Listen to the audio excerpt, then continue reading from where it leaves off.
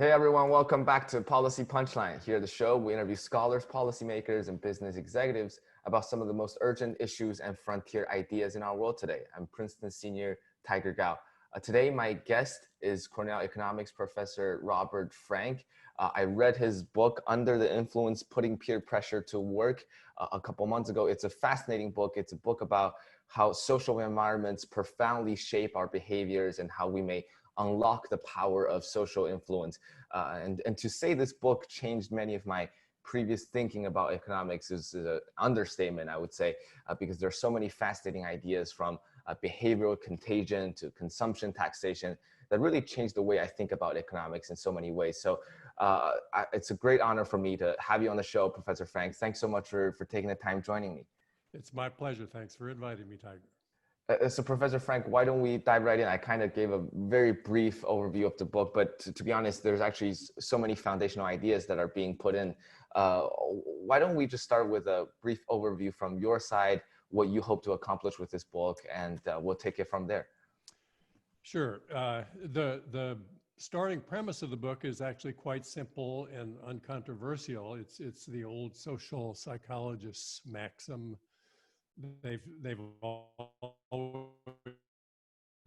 station, not the person. And by that, what they mean is that when we see somebody behave a certain way, our impulse is to ask ourselves, what kind of a person would do such a thing? And the psychologists say, no, that's not the right way to think about it at all.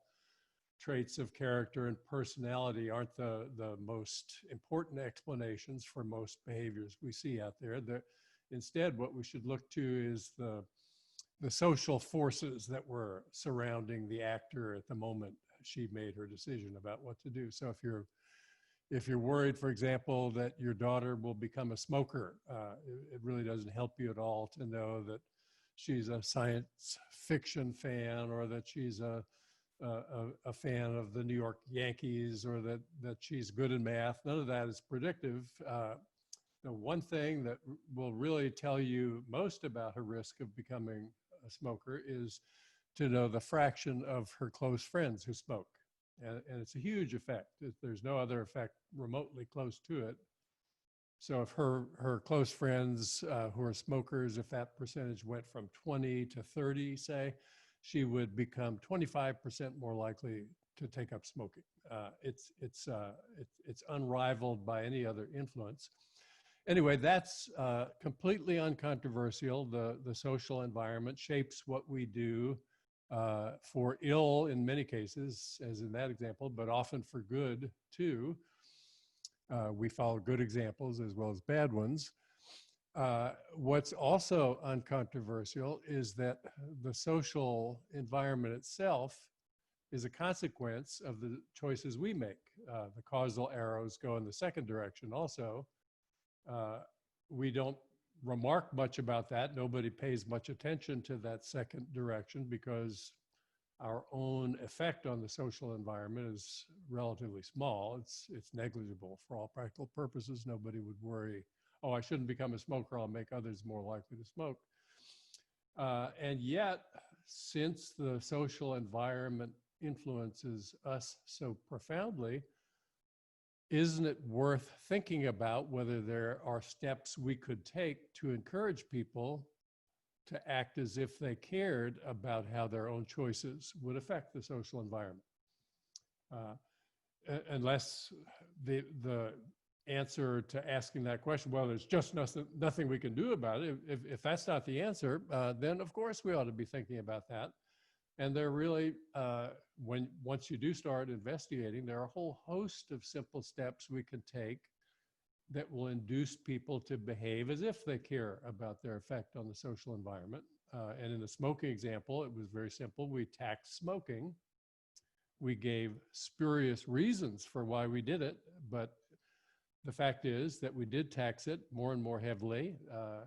Mostly with smoking, the tax itself has a very minor influence because smoking is one of the most highly addictive behaviors out there. I had a friend who was a heroin addict he told me that it was much, much easier to give up heroin than it had been for him to give up smoking.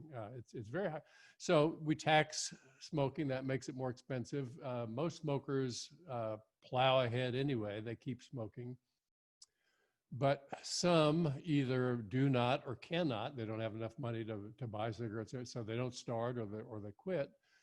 It's that gave us the leverage. So when a few people didn't start or quit, that meant every peer group that they were in had fewer smokers in it. That meant others were less likely to start or more likely to quit.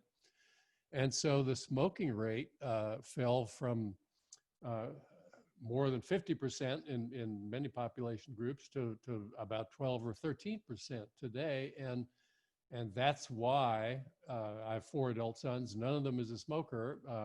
I told a friend once that if they'd grown up when I did, at least 2 of them would be smokers, I thought. One of my sons was in the room and immediately asked, which 2? And I said, well, my oldest son, David, I was pretty sure he would. And my youngest son, I was confident he would have been a smoker too. What about me? This was son number 3 who asked the question. He seemed offended that I didn't think he would have been a smoker. But all right, maybe you would have been too. So I'll make 3 out of the 4. My second son wouldn't have smoked no matter when he'd been born. I'm pretty sure about that.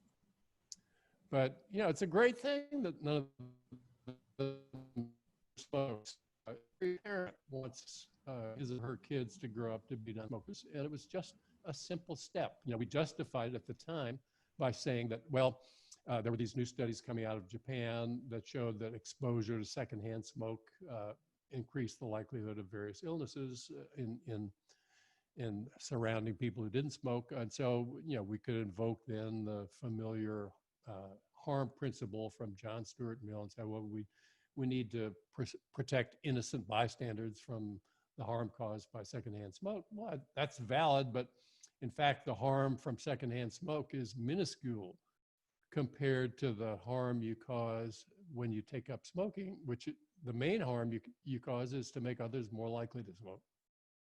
Got it. And I think this is the idea, a story that you first talked about in the introductory chapter of your book, which is about smoking. And I think one of the central claims that you made is that we have a powerful and legitimate public policy interest in encouraging socially beneficial memes and discouraging socially harmful ones, which means for something like smoking, you should really actively discourage it because it's not something that once you do it, you just harm yourself. You also encourage other people to do it. And that's kind of the idea.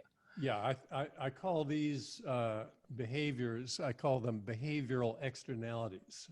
And as you know, economists have long understood that the ordinary externalities that we write about, smoke, noise, congestion, there's a very standard treatment for that. It's misleadingly attractive for producers to emit smoke into the air because filtering out costs money, and we let them do it for free. And so the efficient, direct solution to that kind of a problem is to tax emissions of smoke into the air. And we know that when we've done that, it's been hugely effective and very fast in getting emissions levels down. There's absolutely no principled way of distinguishing between those kinds of externalities and behavioral externalities. And so, of course, everybody wants to be able to behave however it pleases him or her in any situation. But as Mill emphasized, your right to do as you please stops when you cause undue harm to others. He didn't say undue harm, he just said harm. He must have meant undue harm because you can't do anything at all without causing some kind of harm, real or imagined, to somebody somewhere. So you shouldn't have the right to cause undue harm to others. And in the smoking case, I focus on that one so strongly because it's the simplest, clearest case. Most people who smoke don't even want to smoke. You know, they wish they didn't smoke. And to claim that they have the right to make others more likely to smoke, well, you could say, well, it's the responsibility of others to decide which peers to emulate and which ones to avoid. Okay, I like the sentiment that motivates that objection. But what about the parents? You know, they've done everything they could to raise their kids to be non-smokers. If the environment has more smokers in it, millions of those parents are going to fail to achieve what was a perfectly laudable and legitimate goal for them to have been pursuing at great cost in many cases. And why permit that harm if there's a simple way to discourage it?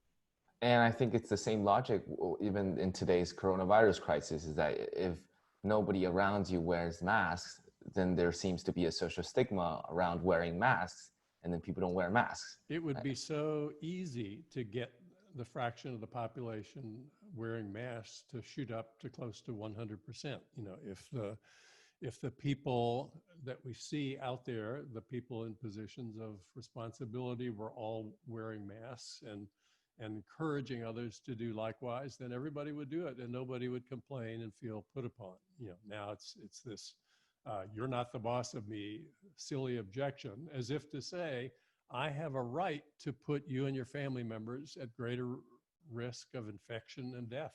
What gives you that right? And I think that's something that people didn't initially grasp at the beginning stage of the crisis, is that their action of whether they wear a mask or not, whether they get infected or not, are very much, you know, kind of influential to other people's health as well. Yeah, it makes a big difference. Exactly. So, and there's another central idea that you explored, is how Adam Smith's concept of invisible hand has been somewhat greatly misconstrued during or overblown by the free marketeers. And we want to think that somehow individuals make the most rational choices, but you explain how individuals are constantly under the influence, like the title of your book, because they're influenced by others' behaviors. The implication is that their actions are often not made in the most rational sense. Would you mind just quickly explaining more about that idea? Sure. I think we can probably date from the time of Reagan and Thatcher the renaissance of enthusiasm for the invisible hand idea. The modern disciples of Adam Smith are much more enthusiastic about the invisible hand idea than Smith ever was.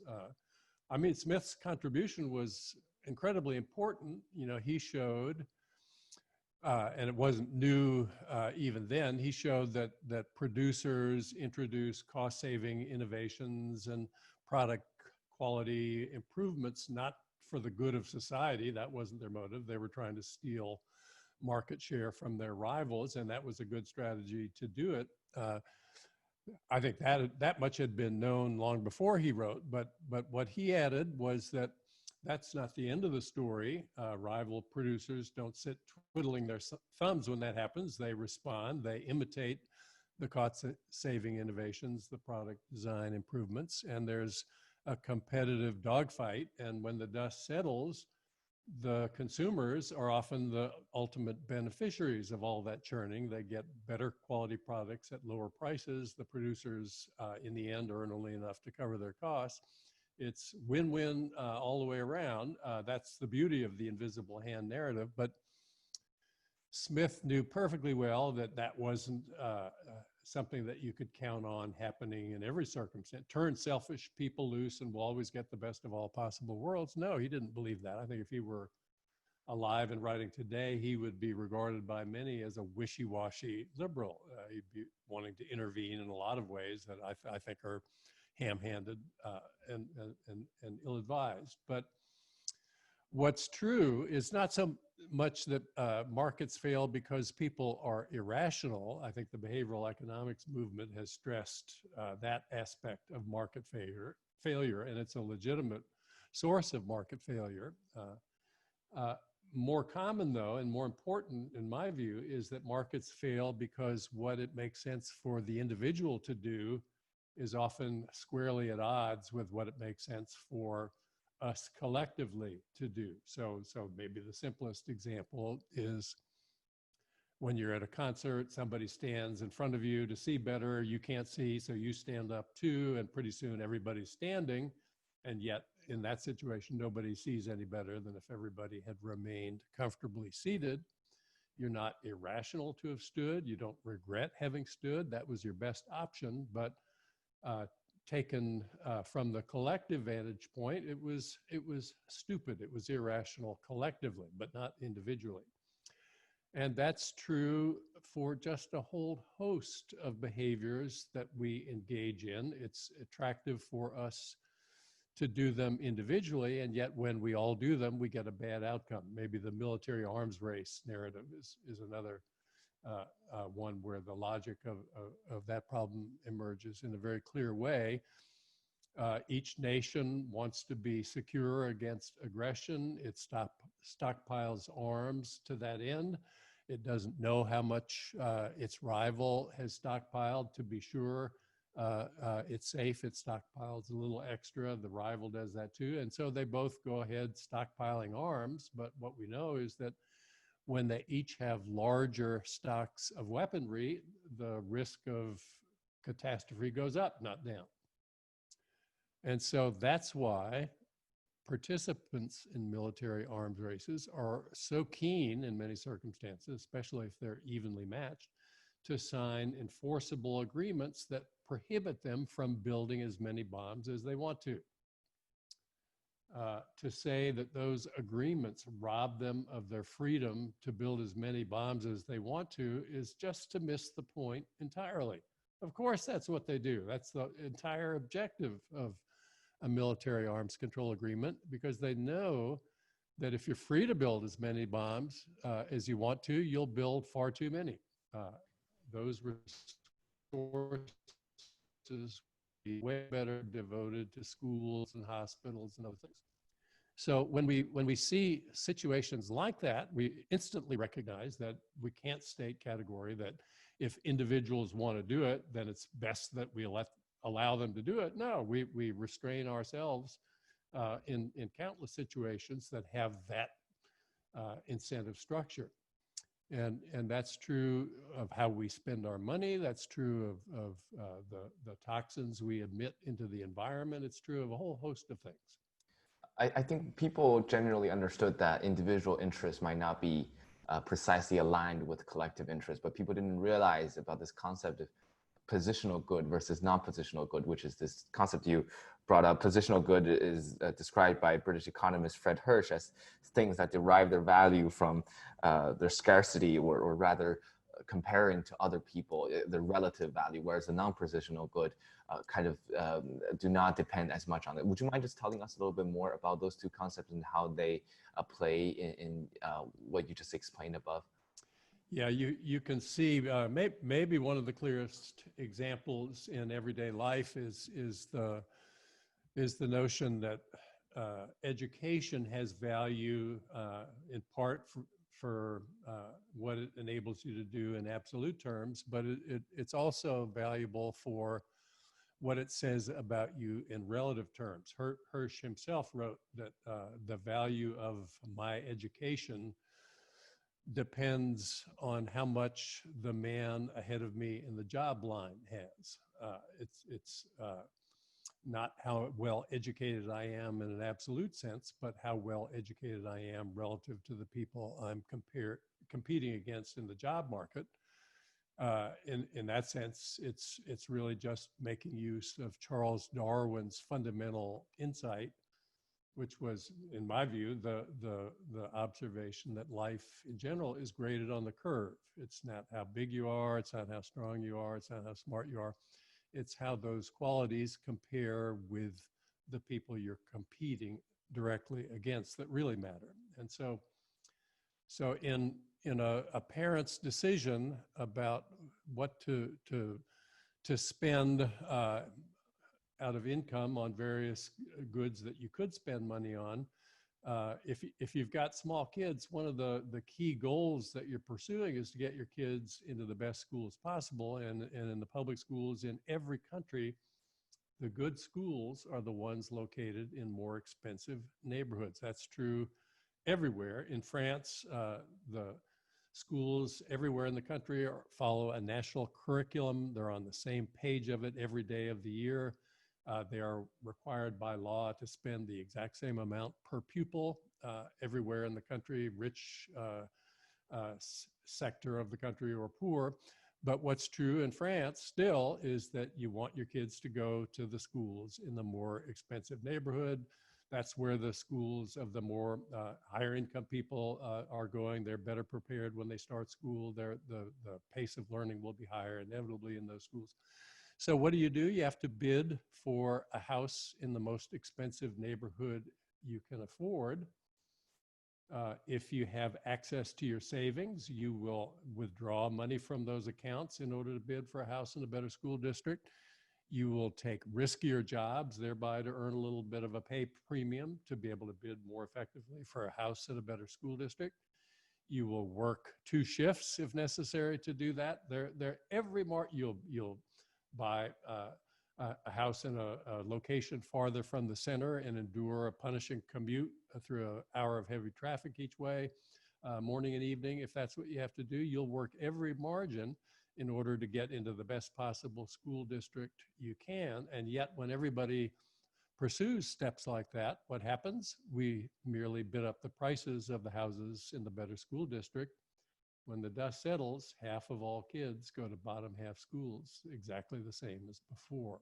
Because the schools are still the same schools. Yeah, the schools are evaluated in relative terms, much like everything else in life. Exactly. And I think by extension of that, one of the more mind-blowing ideas I read in your book, and I think kind of counterintuitive to many people's initial perception, is that by imposing higher taxes on the rich, it will not actually hurt them that much, because what the rich have utterly failed to recognize, as you wrote, is that their ability to bid successfully depends only on their relative disposable income, which is completely unaffected by higher taxes. In other words, if everybody gets taxed more, then the price of Lamborghini or Ferrari will also come down, and you will not have to pay that much to get those scarcity goods anyways. Yeah, I think the interesting thought experiment that works for me there is to compare a high tax country with a low tax country, taxes being higher on the wealthiest in each country, but lower in one than in the other. Of course, when people have more after-tax income, they spend more. And so in the low-tax country, they would be driving Ferraris, perhaps $300,000 cars. In the high-tax country, they couldn't afford them. They would be driving the lowly Porsche 911 Turbo, which costs half as much, $150,000. And so then if you wonder who's happier in the two countries, the almost certain answer would be that we would not be able to detect any measurable differences in the happiness level of the wealthy drivers in the two countries. Why? Because by the time you've gotten to the Porsche 911 Turbo, you've got every design feature that has any material influence on handling and performance of any type that drivers care about. And in each case, the drivers in each country, and they don't interact with one another since they're in distant locations, they know they're driving the best car on the road in that local environment, and that's really what seems to matter most saliently to them. So they'd be equally happy if everything else were the same in the two countries, but the rub is that everything else wouldn't be the same. So you can adopt however aggressive a view you want to about how wasteful government is. Oh, they build bridges to nowhere. They crown welfare queens by the hundreds every day. They waste our tax money right and left. Okay, maybe they do.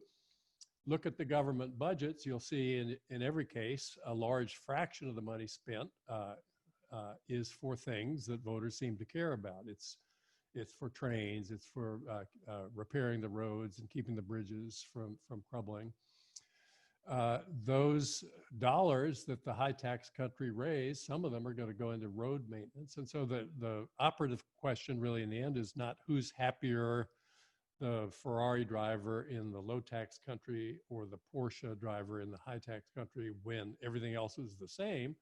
It's which would you rather be, a wealthy Ferrari driver driving your Ferrari on roads riddled with foot-deep potholes, or a Porsche driver driving your Porsche on roads that are well maintained? And that's not even an interesting question. You know, right. No serious driver would choose to drive the Ferrari on pothole-ridden roads. It's crazy. So yeah, the implication of that thought experiment is that if you're rich and you have higher taxes that go to pay for public goods that benefit you, people in the middle, and poor people alike, the sacrifice in consumption, if every rich person made it, wouldn't be painful at all, but the gain you'd get from the extra public investment would be quite noticeably beneficial in the way you experience your life. Since we're on the topic of taxation, maybe we should talk about your proposal for consumption tax. And maybe before that, would you mind just quickly elaborating on this idea, why to promote better environments, taxation is often more effective and less intrusive than regulation? It seems that there's so much stigmatization these days for taxation, and certainly for regulation as well. But when people hear that, oh, if you're going to tax, half of my income to give it to the government, people immediately freak out. No matter whether you tell them, oh, you'll get better healthcare benefits or better schooling, they just feel a stringent, urgency that they shouldn't get their wealth taken away. Yeah, I think there's some very strange thinking about taxation, and more of it now than there was in 1980. There are large numbers of people in the US. We don't see this so much in other countries, but in the US, there's still a large number of people who will say to you with a straight face, all taxation is theft. Think about that. What's the alternative? You think taxation should be purely voluntary, that if you want to make a contribution to the collective,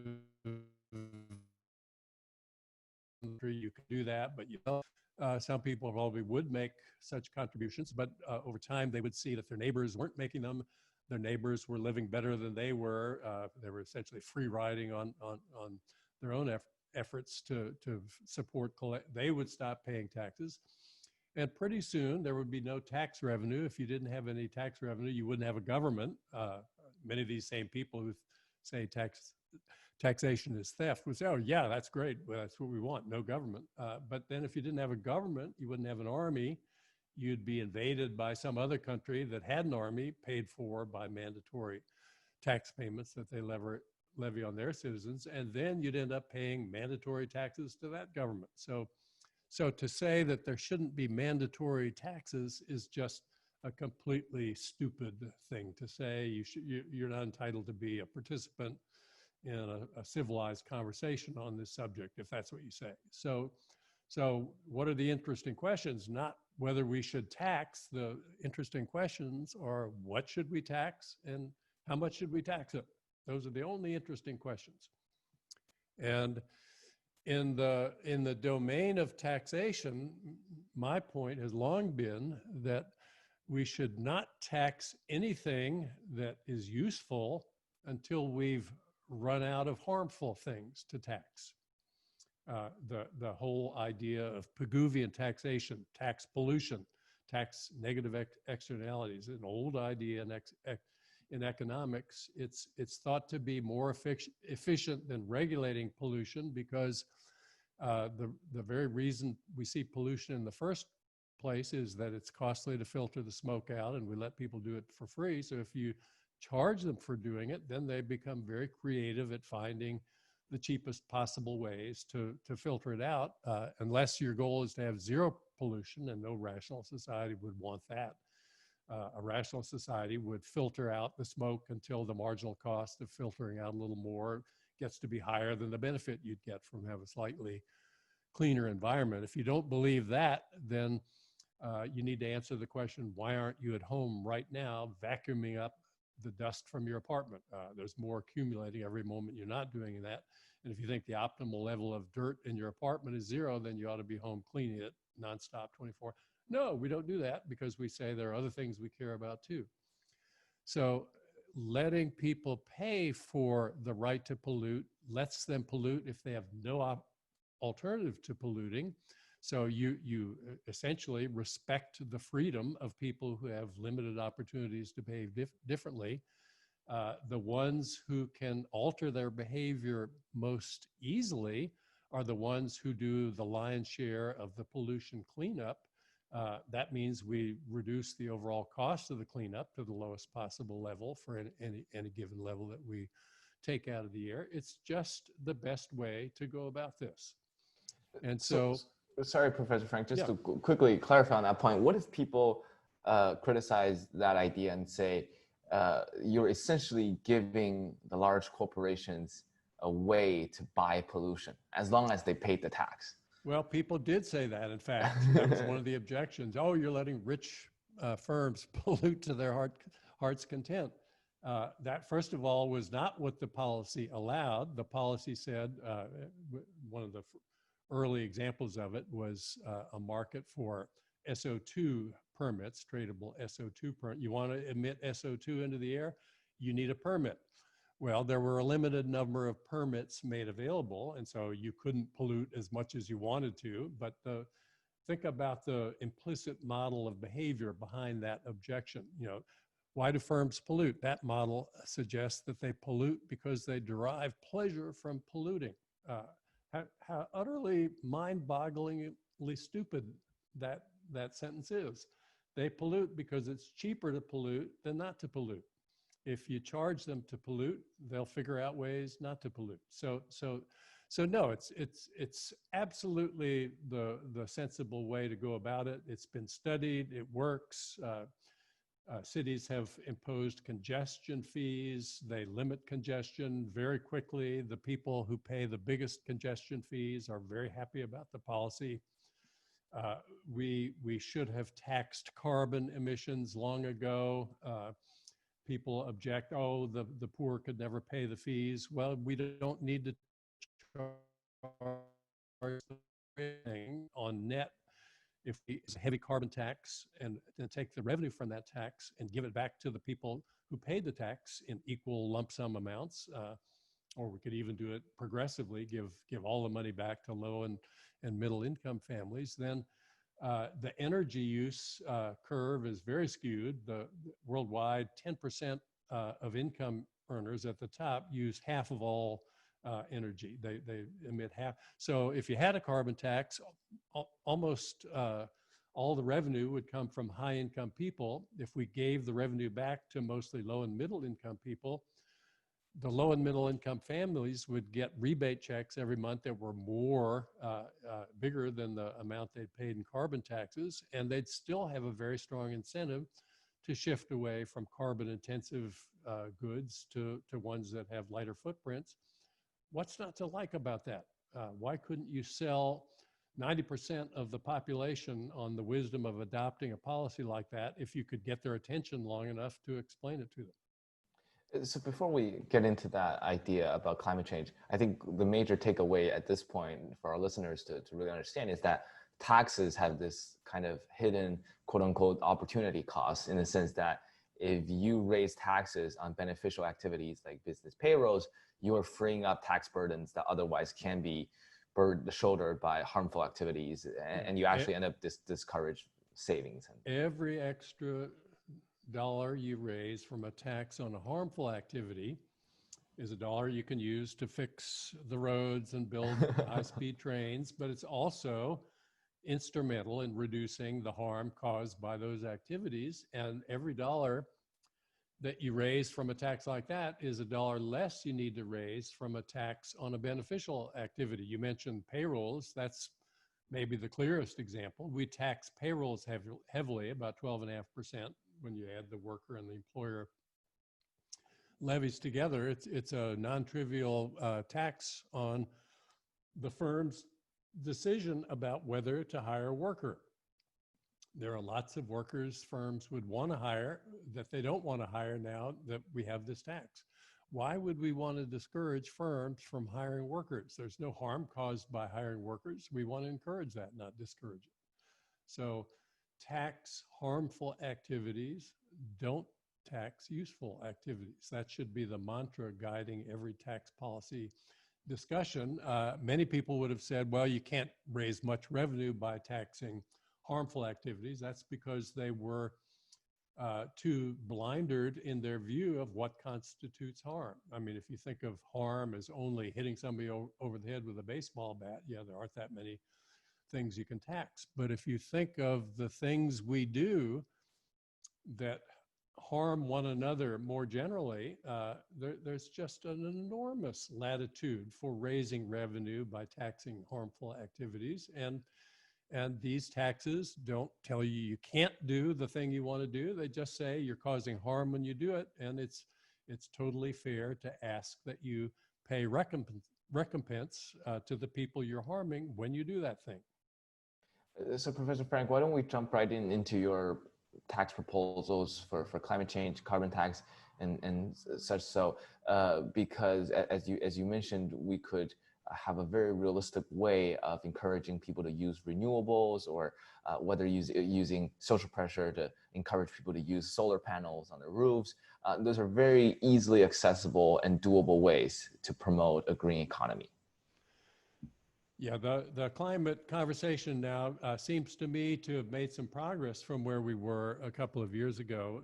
In the book, I've got a picture of Inhofe, the senator from Oklahoma. He has brought a snowball onto the Senate floor as proof that global warming is a hoax.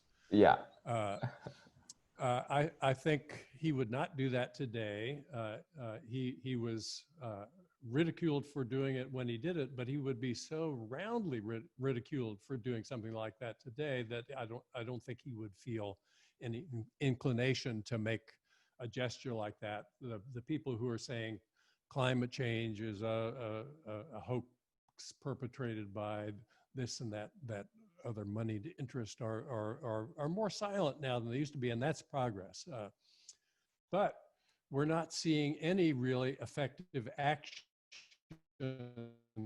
on climate change. I think the conversation is now stalled at a different level. We know it's a problem. We know we ought to do something about it. But I think the sense now is that perhaps there's nothing we can do about it. Maybe it's too late, and that even if there were something we could do about it, the cost of doing it would be so vast that it would be unthinkable for voters to be willing to bear that cost unless they were faced with human extinction tomorrow. If it's 10 years from now, even or 20 or 30, that's too far away for people to be willing to accept the current sacrifice.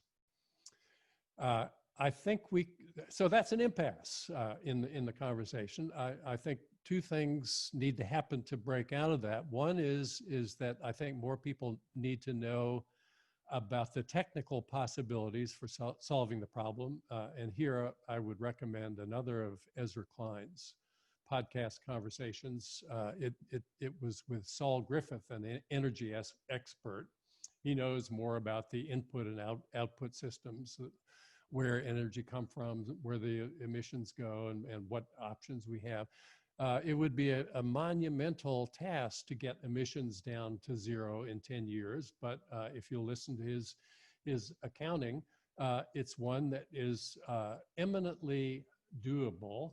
It would require a mobilization on the scale of what we did during World War II, but we did a mobilization on that scale at that time. It didn't wreck society. Not only didn't wreck society, it brought society closer together.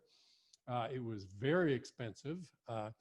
And I think his prescription is we need to make financing available so that everybody can adopt the green energy innovations, not just wealthy families, which are mostly what we're seeing now. So we need to make this all available essentially for free to people, but it doesn't address how we would do that. And I think that's the next hurdle is how do we pay for all this? And that's where I think a clearer understanding of how behavioral contagion has shaped our spending patterns would reveal to us that we could actually pay for that expense without really having to demand many painful sacrifices from anyone. And the reason is that virtually all of the income gains for the last 50 years, 1970 roughly, was the turning point, have gone to people at the top of the income ladder. They've been doing what's completely normal for everybody at every income level. They've been spending more. That's what poor people do when they get more money. That's what rich people do. They've been building bigger mansions, buying more expensive cars. They've spent more on their daughters' wedding receptions. The average reception in the U.S. now is $36,000. It was $10,000 in inflation-adjusted terms in 1980. Nobody's happier today because they're spending 3 times as much on wedding receptions. It's just raised the bar that defines what people think of as adequate. You know, I never heard of a destination wedding when I was young. My kids are going to destination bachelor parties now. They don't particularly like spending the money to do that, but that's become the custom, and so that's what they do. If people at the top were taxed more heavily, and we could talk about whether income taxation or consumption taxation would make more sense, but that's a detail. I think if they were taxed more heavily, they would have less money to spend on such things, and they would spend less. And what would happen as a result of that is that when all spend less on those things, nobody would be any less happy. It would just be that the expectation would be that the new normal defines what we do here. The people in the middle don't look to the people at the top when they're taking cues about what to do. Their peers are the ones who influence them, but there's a group just below the top, and they socialize with the people at the top. So when the top build smaller mansions and have less expensive wedding receptions, so would the people just below the top, and that would cascade down to the people just below them, and we would see reduced growth in private consumption expenditures all up and down the income ladder. Nobody would be any less happy. If you've lived in countries with lower income, you'll remember that you got used to the way and seemed to be a different life drama in any fundamental way, because the people were living in smaller houses than you were used to living at home. So that would free up many trillions of dollars over the next decade, and that's what we need to spend in order to get this done.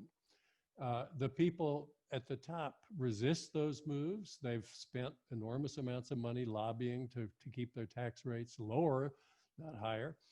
But I think that's, I call that behavior one that's we've seen because of perhaps the greatest cognitive illusion of all out there. I call it the mother of all cognitive illusions, because the damage it's caused is so unbelievably epic in scale.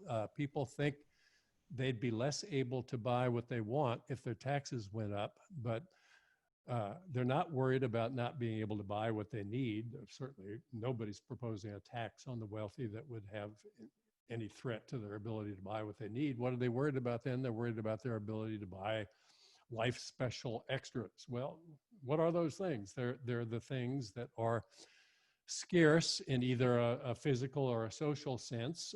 There can only be one car that's best or fastest. You want that, if that's what you want, that's scarce. But to get those things, other people like you want them too. What do you have to do? You have to outbid those other people. And here's what people don't see. When their taxes go up, the taxes of other people like them go up too.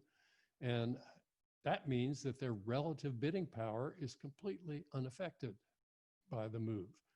The same penthouse apartments with sweeping views of Central Park end up in the hands of the same high bidders as before. If you're worried that a foreign oligarch is going to outbid you, put a foreign levy on the exchange of property like that.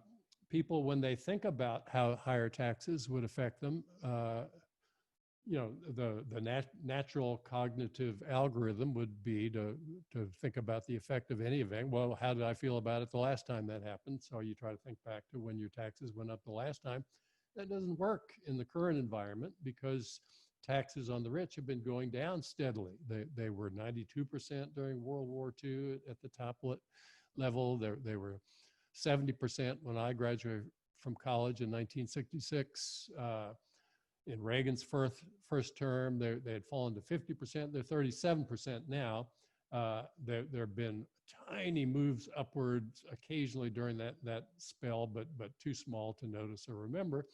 So you can't think about how higher taxes would affect you in that normal way. So plan B, what do? Well, if your taxes go up, you'll have less money to spend. That's true. Nobody would argue against that claim. And so you try to think back to the times when you had less money to spend. Even if you lead a charmed life, there have been such times, almost certainly, in your life.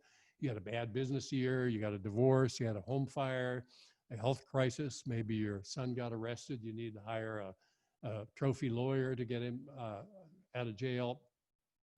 All those times you had less income. All those times, as you vividly remember, you were very, very unhappy about that move. But what you don't remember is that each one of those times was a time when you had less money and everybody else had the same amount of money as before. Yes, you were less able to bid for what you want during those times, but that's not the way it would be if you paid higher taxes. Exactly. I see in the back of your bookshelf, you have Thomas Piketty's Capital, the famous book, and so many new literature have emerged in the past couple of years about how the rich are paying lower and lower taxes to triumph of injustice and such. So, and maybe we could just go a little bit deeper on your proposal, especially how you mentioned the detail of whether income taxation versus consumption taxation, which would work better in this context. Yeah, the rich think they've won this battle by getting lower tax rates. My claim is that they've actually shot themselves in the foot. They've spent more on absolute consumption to no useful end and have robbed themselves of the climate mitigation measures, the hospital surge capacity. When we run out of ventilators, they're not going to get one either. So they through the strategy that they pursued. But as to your question about whether to tax income or consumption, if you focus on the logic of taxing harmful activities, earning income isn't a harmful thing. A lot of people have argued that, well, when societies get richer, nobody really gains. We just get used to it. That's true for a lot of consumption activities, but it's not true generally for the wealth level of a society. If you ask, would it be better to be in the top 5% today or in the top 5% in 1880, for example, very few people would want to be in the top 5% in 1880. Why? Because if you were in the top 5% there and you had 5 kids, 3 of them were going to die before they got to be 10 years old. That doesn't happen anymore. And the reason it doesn't happen is because we're so much wealthier now. So wealth is a good thing.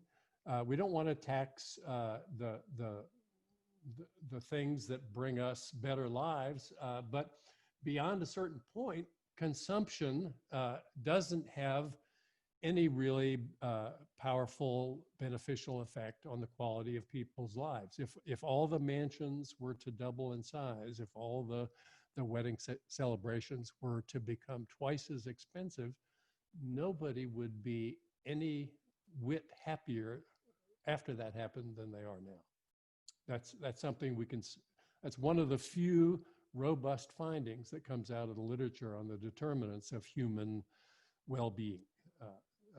That beyond a certain point, nobody would, and yet when others consume beyond that point, it puts pressure on others to do likewise. If you're a billionaire and you stage a wedding reception for your daughter that is way less elaborate than what people in your circle do, then the guests go away, say, oh, what's the matter with Frank? He didn't understand what an important day this was for his daughter.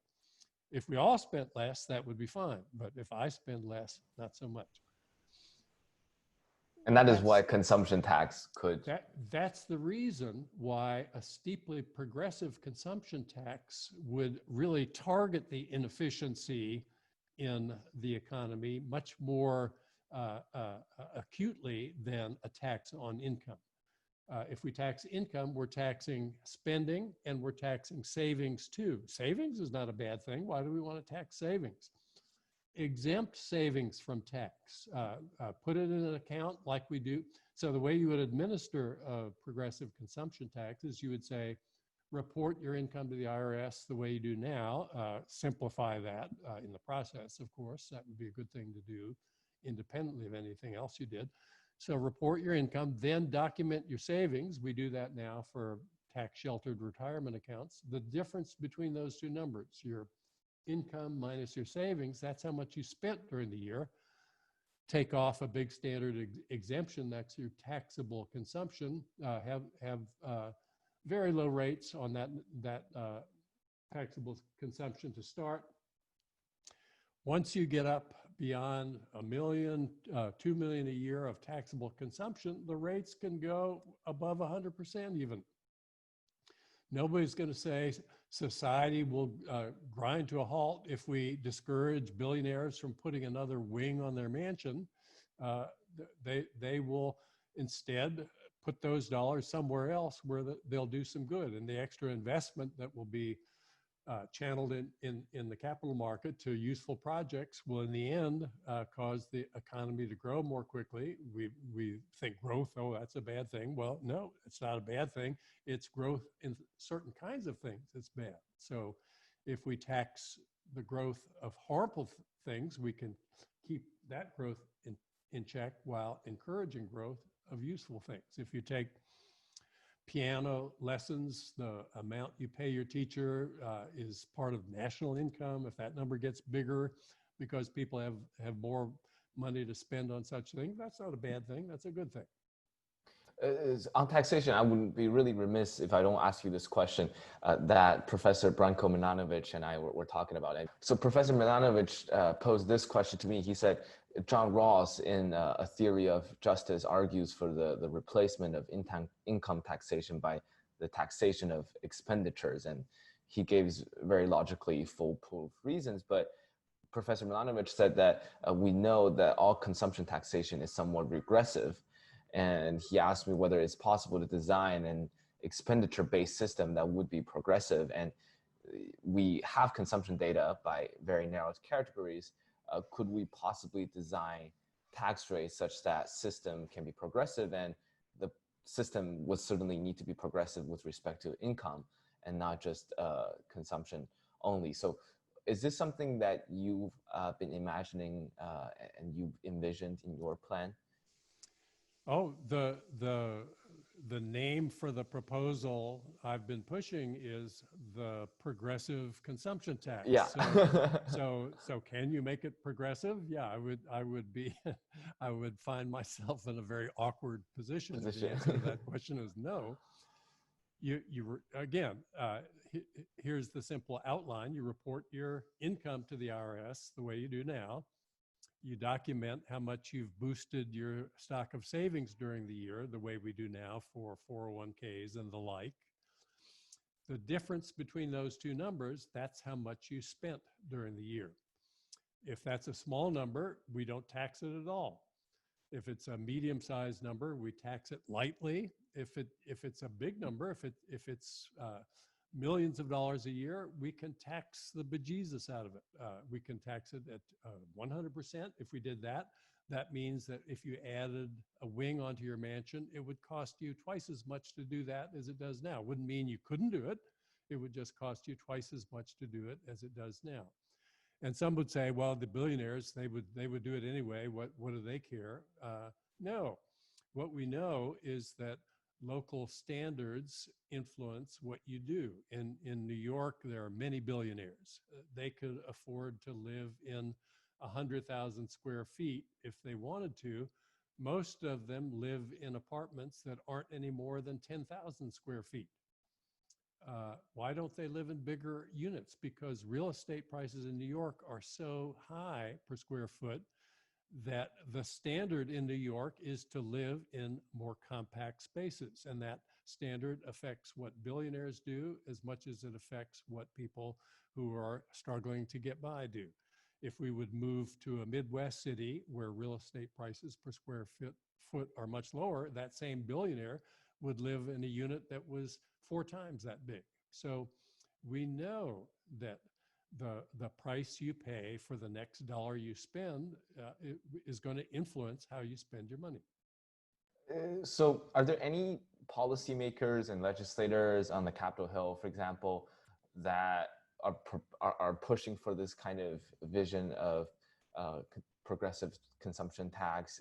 How do you foresee as ways in which your proposal could be gradually translated into legislation and also raise more public awareness, either on a state level or federal level? Yeah, the Senate did have a bill that it never actually got around to voting on because crisis eruptions in other domains pushed it off the agenda, but it was called the Unlimited Savings Allowance Tax. That's probably a better marketing name than mine. The bill was sponsored by Nunn, the Georgia Democrat, and Domenici, a conservative Republican. It had bipartisan support. Senators. It never got on. There are books about it. There were two conservative economists from the American Enterprise Institute who advocated a progressive consumption tax in a book in 2012. You know, it's not going to get on the agenda during the current legislative session. I think it's fairly safe to say, but we're on track to have a major upheaval in this election cycle. Winston Churchill said, "Never waste a good crisis." You know, the prospects for change are at hand. Last year in Virginia is no radical hotbed, mind you. It's a fairly middle of the road state politically. Last year, both houses of the state legislature in Virginia flipped, and just 2 months ago, Virginia enacted the most progressive climate bill of any place. They're going to go carbon neutral before virtually any other state.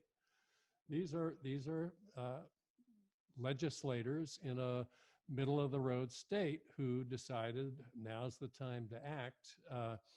We will see in November people on the ballot who want to make changes like the ones we've been talking about, really tackling the climate challenge seriously, really investing more heavily in medical research so that when the next pandemic comes, we won't be caught so flat-footed. There'll be candidates who want to do that. There'll be candidates aplenty who say, no, the current path is the right one to be on, and it's our choice. I think we're in a position to chart a different course in the relatively short run, and we ought to seize that opportunity. I think maybe the greater question for me here is how we get policymakers or legislators to in general, embrace or envision more bold reforms like the ones that you propose. Because I think whether it's a consumption tax or whether it's a wealth tax, those are concepts that are very foreign to the legislators. And no offense to the legislators, it seems that it is not an intellectually diverse community in the sense that most of them are just JD lawyers. They don't know how to write codes, or they don't know how to talk about blockchain or Silicon Valley jargons, or even economic concepts like behavioral contagion. So how do you get this group of people to push through reforms, radical reforms that are needed to address some of the urgent problems? You know, I think the case for these reforms is not complicated. You don't need a PhD in order to be able to understand the logic of the arguments in favor of the kinds of changes that we've been talking about. I said near the end of my conversation with Ezra Klein that I seldom had any regrets about not being a billionaire. I think it would be a pain in the ass to be a billionaire in many ways. But if I were a multi-billionaire, what I would do straight away is I would go to Pixar. I would offer their best animation team salary twice what they earn now if they would come and work for me.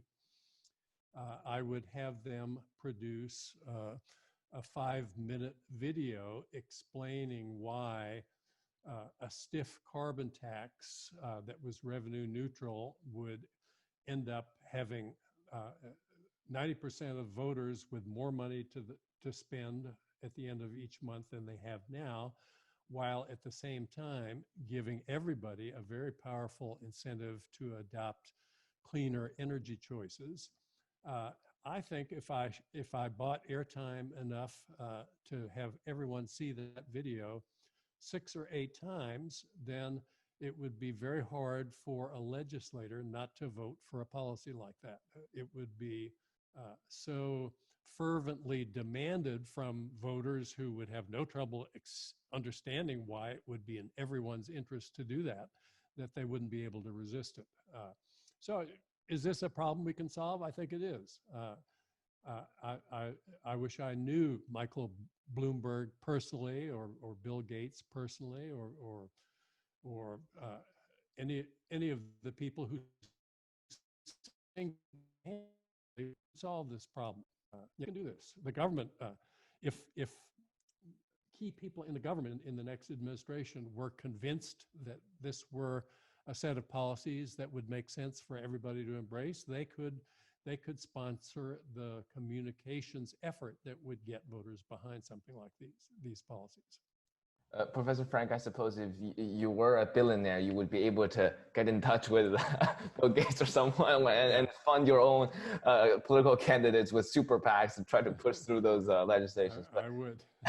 The interesting argument that I've heard, at least for criticism for the wealth tax, is that something like the wealth tax would be unconstitutional. And there are many tax proposals that will simply be knocked down in Supreme Court and too radical for people to accept. So how would you look at this? What are your thoughts on wealth tax? Do you see any possible Supreme Court dangers per se for your proposal? Yeah, you're really talking to the wrong authority on that subject. I don't have any idea about the constitutionality of it. Right. The economics of a wealth tax make very good sense if it's enforceable. I know there are legitimate questions about the steps people could take to evade the wealth tax, whether it's practical to make it sufficiently airtight so it would function in the way intended. I don't know the answer to those questions either. I do know that some smart people have studied them and have insisted, after having done so, that it would be practical to do a wealth tax along the lines proposed by Elizabeth Warren and others. But if we couldn't do that, fine, so switch to a progressive consumption tax. There's, I'm sure, nothing in the Constitution that would limit the progressivity of a tax like that, nothing that would limit the deductibility of savings. We do that now for other taxes. So there are plenty of ways to proceed, even if the wealth tax wouldn't be a legally viable option. One part about your conversation with Ezra Klein and a lot of other people about climate change that really inspire me is vegetarianism. I have a lot of vegetarian friends who advocate for artificial meat products in hope that they could replace factory farming. And having read your book, and I think promoting artificial meat or vegetarianism in general could be this great experiment of behavioral contagion. So if more people around me are adopting, accepting, embracing vegetarianism, that would help reduce meat consumption and therefore help with climate change. But the tricky issue for me here is that artificial meat products, at least at this current stage, unlike solar panels or renewable energies, they're not cheaper. So they're not cheaper than their authentic counterparts. Rather, unlike solar energy is already cheaper than fossil fuel. So the issue here is, and I suppose the question is, if we simply raise the prices for the meats, people will probably have riots on the street. So you probably can't just tax meat products. So do you think there's a way that we can still encourage people to do the right thing, even though there might not be a readily available, cheaper option that exists per se? Yeah, I think the way forward here is much easier than it seems. I heard Cory Booker say in an interview. If he was asked why he didn't urge people to become vegan, as he himself has chosen to do. Instead, he urges people to consume a little less meat. And his answer, I thought, was instructive. He said if he urged people to go vegan, maybe 0.1% of his listeners would follow that exhortation. If he asked people to eat a little less meat, maybe meat consumption would go down by 2 or 3%, so an order of magnitude difference. So just for practical reasons, he didn't urge people to become vegans. He just urged them to cut back. Most people, when they think about becoming vegan, feel a very strong negative reaction to the prospect of doing that. And so I think the way forward, I'm not a vegetarian, but I, like most people, feel that throughout much of my life, I ate more meat than was good for me. Why did I eat to the degree that I did? Because that was the custom to eat in that fashion among people in my immediate family and friend group.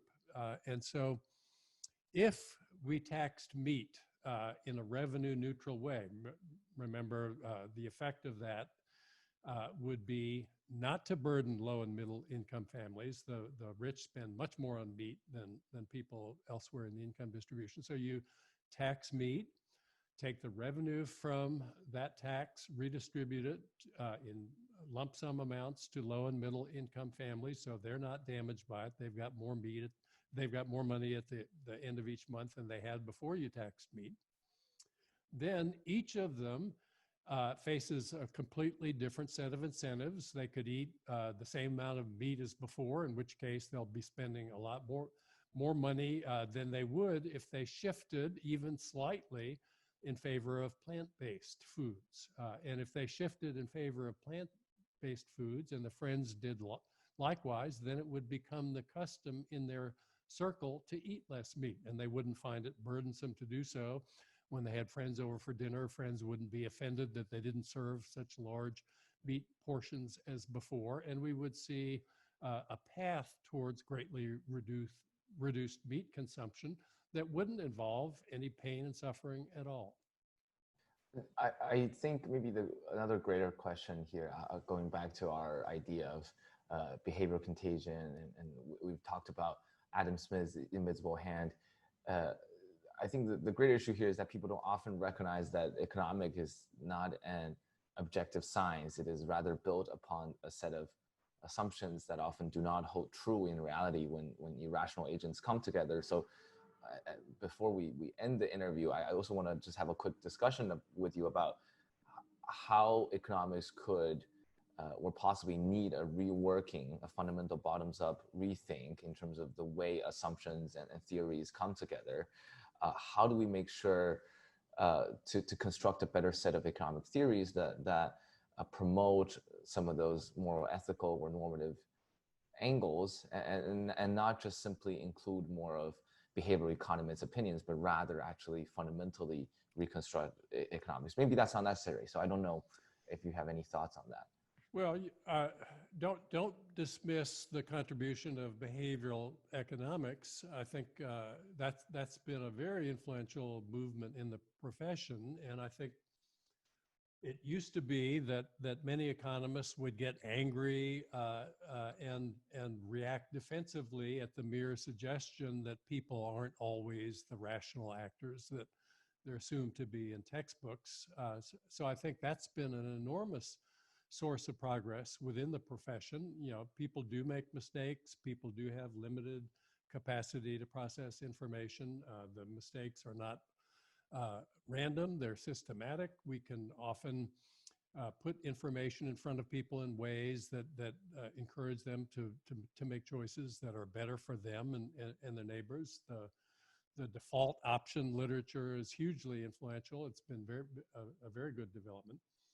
I think the next wave will come from a fuller appreciation of Darwin's insight that life is graded on the curve. I think the basic economic models from the beginning have always assumed that it's just the absolute qualities of the things you buy that matter. So the house generates utility according to how many bathrooms it has or how many square feet it has and so on. Those things matter up to a point, but I think we now know enough to say confidently that it's the relative aspects of things that matter as much or more than the absolute aspects, and the analytical and welfare implications of those two views are different in orders of magnitude greater than the welfare implications of the observation that people make mistakes when they make decisions. You know, if you make mistakes, you can read a book, you can talk to a wise friend, you can figure out ways of avoiding your tendency to take sunk costs into account when you make decisions. When you have collective action problems, when somebody sees better, but nobody sees better than before, that's not something you could solve by yourself. We need policy with sharp teeth to solve problems like that. So the problem of insufficient savings was solved only when we taxed people and didn't give them the option of using that money to bid for houses in better school districts. No, we're going to put it aside and we're going to use those tax revenues to fund a Social Security check to you each month. If we hadn't done that, those dollars would have gone into a fruitless bidding war for houses in better school districts. And retirees would have been eating pet food in retirement at a much higher rate than they do now. So yeah, I think we haven't fully incorporated the reasons for many of the policies that we've adopted. We don't regulate safety because people don't know what the risks are so much as we regulate it because people as individuals have incentives to take risks that are misleadingly attractive. You can get ahead in relative terms if you take a risk, but when everybody moves forward in absolute terms, nobody makes any progress in relative terms. That's why we regulate safety. You also mentioned this very interesting passage in your book for Adam Smith.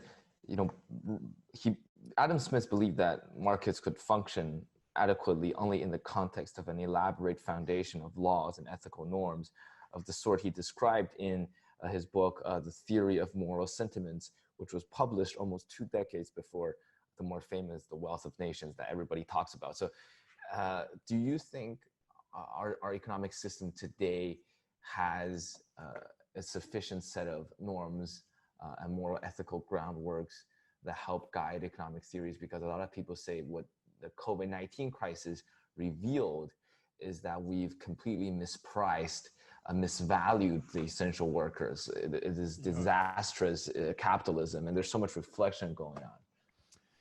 Yeah, I'm a big fan of the theory of moral sentiments. Much of my own work has been related to work that Smith really launched in that book.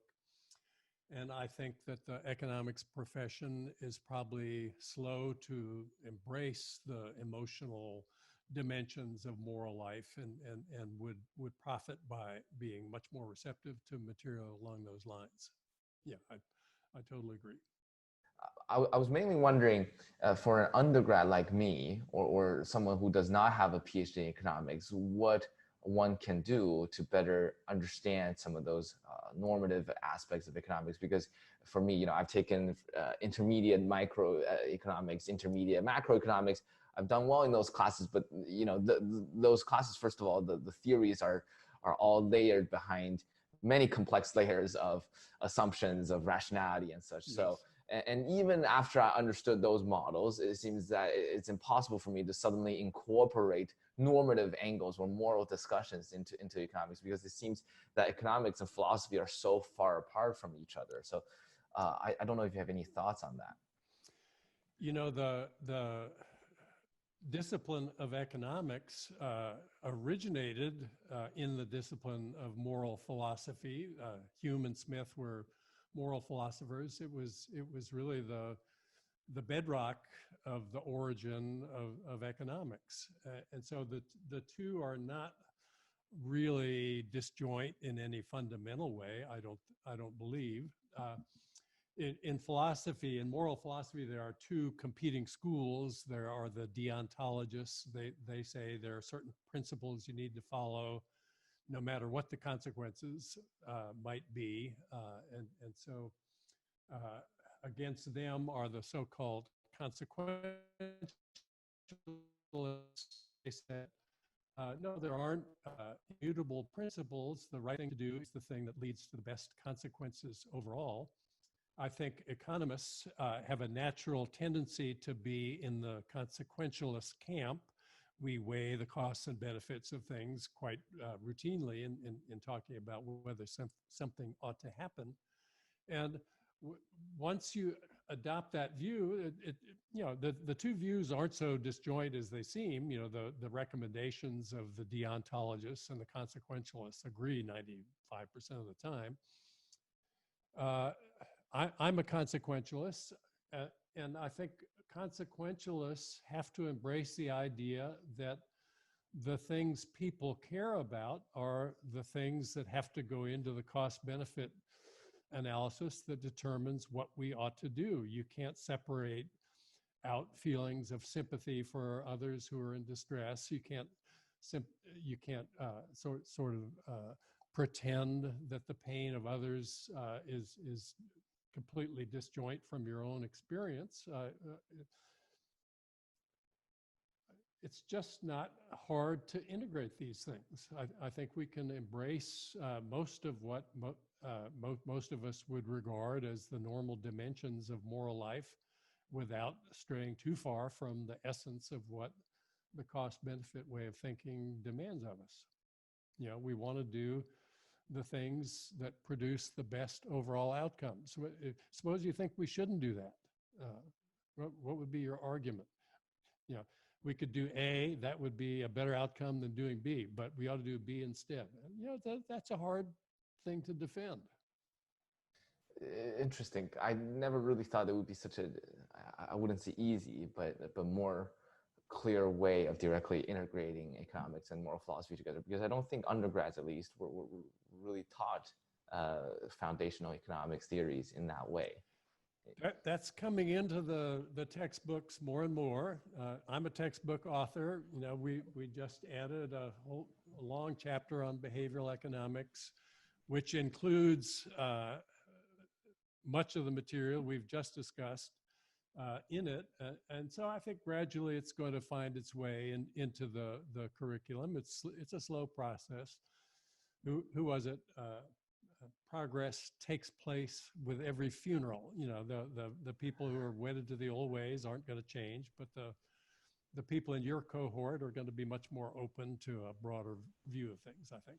Yeah, I'll tell you, I've talked to scores of podcast interviewers this cycle. I can't honestly say I've spoken with a single one who seemed better informed and more nuanced in his views of all this than you are.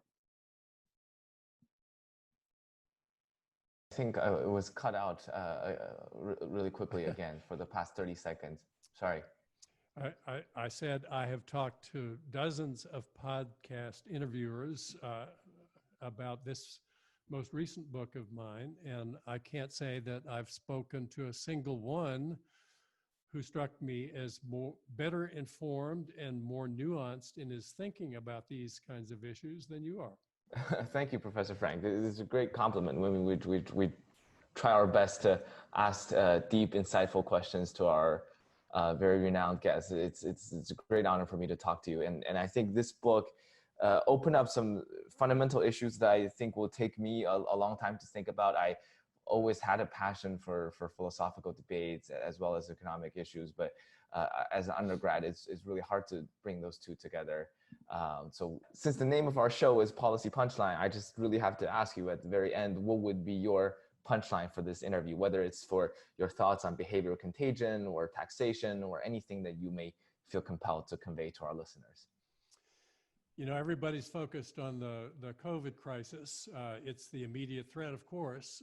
It's a minor league threat when measured against the climate crisis. The climate crisis is a vastly bigger threat to our future than the pandemics that we're going to have to be dealing with. And the need to act quickly is absolutely critical. And the idea that we could enlist one another to speed action to solve that crisis is, I think, not nearly well enough appreciated. And if people would focus on that and take seriously the need to act quickly, I think that would be the step I would most hope to see taken as a result of conversations like this.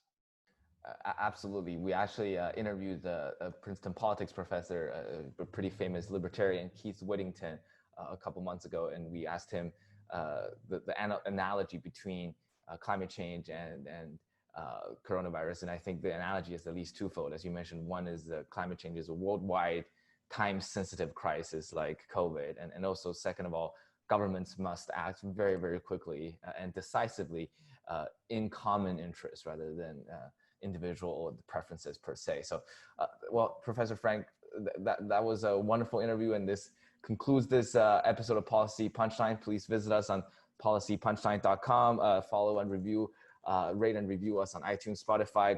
Go purchase Professor Robert Frank's book, Under the Influence: Putting Peer Pressure to Work. It's a fascinating read. So thank you so much for joining me today, Professor Frank. It was my pleasure, Tiger, and I really enjoyed talking with you.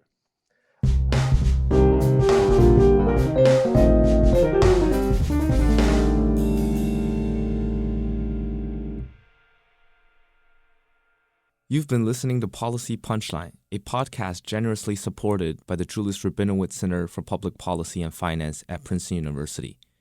We would also like to encourage you to follow other podcasts produced by Princeton University, such as Politics and Polls by the Woodrow Wilson School of Public and International Affairs. Policy Punchline is intended to be informational only and does not reflect nor represent the views of Princeton University or the Julius Rabinowitz Center for Public Policy and Finance. For more information on subscription, donation, volunteering, or contact, please visit policypunchline.com. Thank you again for listening.